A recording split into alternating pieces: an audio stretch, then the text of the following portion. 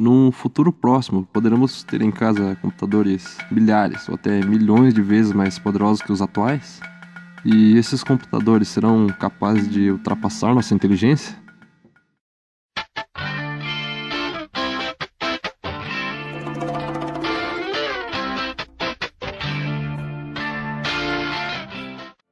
A computação quântica é a ciência que estuda as aplicações das teorias e propriedades da mecânica quântica na ciência da computação.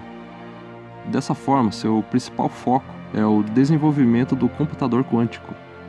As leis da física para objetos menores que um átomo são um pouco diferentes daquelas que estamos acostumados no dia a dia. No mundo subatômico, as partículas ganham ou perdem energia de maneira quantizada, em pequenos pacotes de energia. Um único pacote é chamado de quantum, e vários pacotes são chamados de quanta, plural de quantum. Um quantum de luz, por exemplo, é chamado de fóton, a menor porção possível de energia luminosa. Outra propriedade das partículas subatômicas é que elas podem assumir estados diferentes simultaneamente, até que um observador determine o seu estado atual. Os nossos computadores baseados na física clássica trabalham essencialmente com dois estados, representados por 0 e 1. Cada um desses algarismos, 0 ou 1, são chamados de bits.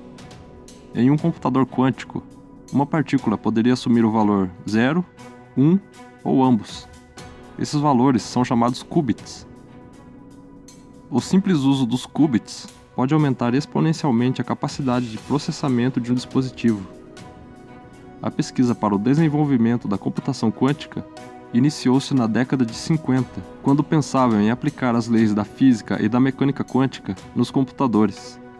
Em 1981, em uma conferência do MIT, o físico Richard Feynman apresentou uma proposta para a utilização de sistemas quânticos em computadores, que teriam então uma capacidade de processamento superior aos computadores comuns. Já em 1985, David Deutsch, da Universidade de Oxford, descreveu o primeiro computador quântico, uma máquina de Turing quântica. Ele simularia o outro computador quântico.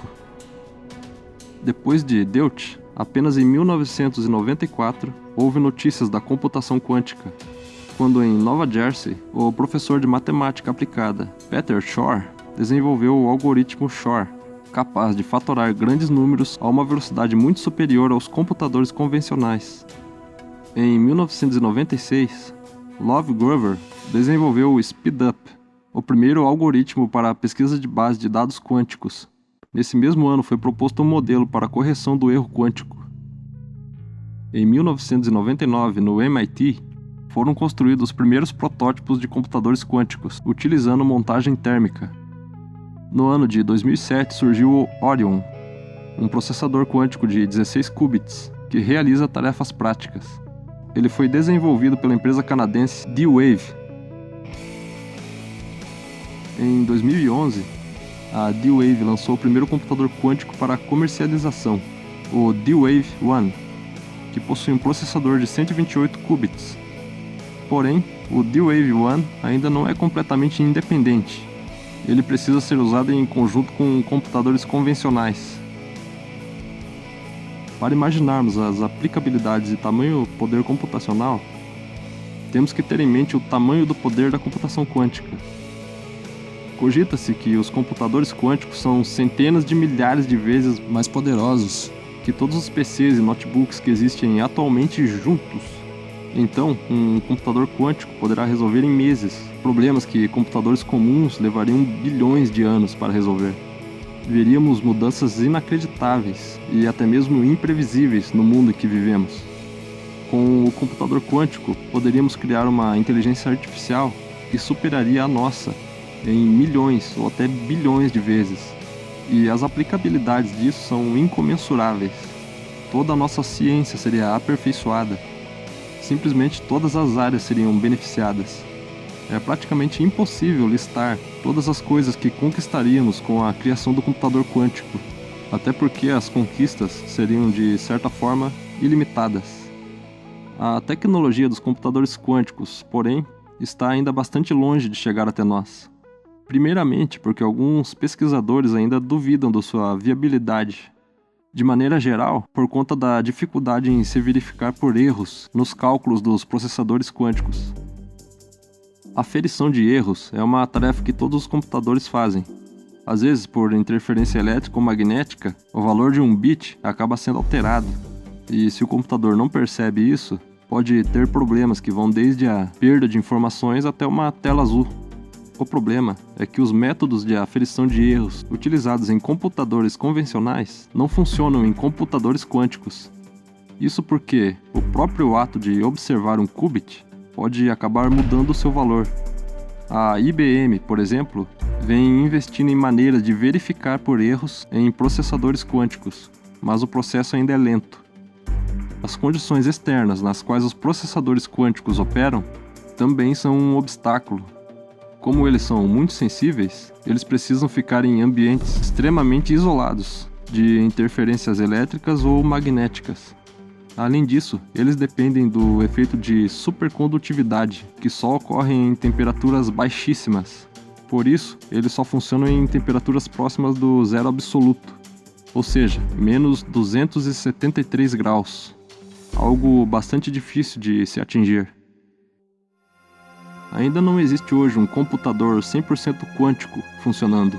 Porém, empresas como a canadense D-Wave, entre outras, têm feito promessas que, se forem cumpridas, anunciarão um novo horizonte para a realidade do mercado de computadores domésticos, científicos e corporativos. Muitos protótipos de computadores quânticos já foram testados em laboratórios de todo o mundo. Porém, o seu desenvolvimento em larga escala ainda pode estar distante e dependente de muitas pesquisas e investimentos. No Brasil, há diversos núcleos de pesquisa na área da computação quântica. Há um grupo no LNCC, Laboratório Nacional de Computação Científica, formado por orientandos de projetos de iniciação científica, mestrado e doutorado, além de grupos pertencentes a instituições de ensino superiores, com destaque para a Universidade do Rio de Janeiro e da Paraíba. Os grupos do Brasil ligados a hardware quântico costumam desenvolver apenas pequenos protótipos, mas cooperam com os grandes pesquisadores estrangeiros da área. As dificuldades em se criar um computador quântico residem no fato de que os processos computacionais passam a ser no universo atômico, o que carece de tecnologias de manipulação ainda. Mas não se desespere.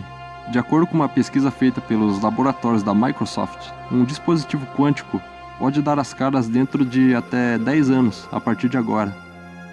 Melhorias recentes no controle de sistemas quânticos tornam viável a ideia de construir um computador quântico na próxima década. A ideia básica é combinar elementos da computação tradicional com algoritmos quânticos para fazer análises complexas demais para computadores convencionais. Pois é, muito em breve esse mundo não existirá mais, pelo menos não como o conhecemos hoje. Nós temos a sorte de viver em uma época em que veremos avanços e uma evolução da raça humana tão rápida que nem os maiores pensadores e filósofos do passado foram capazes de imaginar. Nosso mundo está prestes a dar um salto significativo. Sou grato por viver nessa época que, apesar de imperfeita e cheia de problemas, como a fome e várias guerras tolas, ainda é capaz de nos fazer sonhar grandiosamente com um futuro melhor.